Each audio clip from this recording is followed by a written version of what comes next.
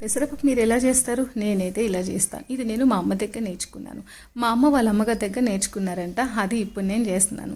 ఒక medium size onion తీసుకున్నాను. Same సైజులో 5 టొమాటోస్ తీసుకున్నాను. 4 పచ్చిమిర్చి తీసుకున్నాను.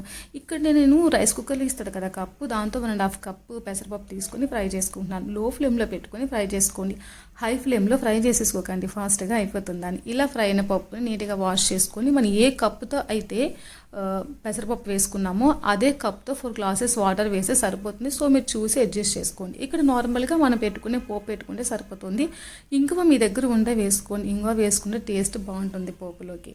ఈ పోపు ఫ్రై అయిన తర్వాత మనం కట్ చేసి పెట్టుకున్న ఉల్లిపాయలు, టమాటాలు ఇందులో వేసుకొని హై ఫ్లేమ్లో ఒకసారి కలుపుకోండి. ఇప్పుడు ఉప్పు, కారం, పసుపు ఇందులో వేసుకొని ఇంకోసారి కలుపుకొని వాటర్ ఊరుతుంది అన్న వరకు హై ఫ్లేమ్లోనే పెట్టుకోండి, ఎందుకంటే ఫాస్ట్గా అయిపోతుంది.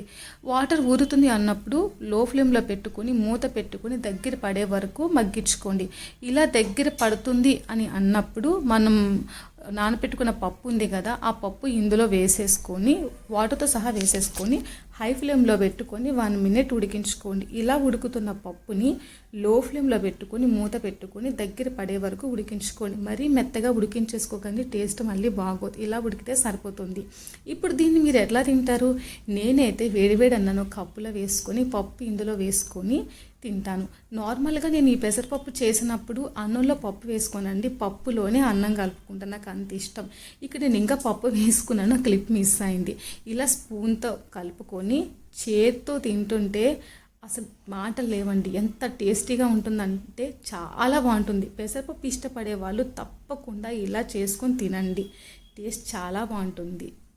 బాయ్.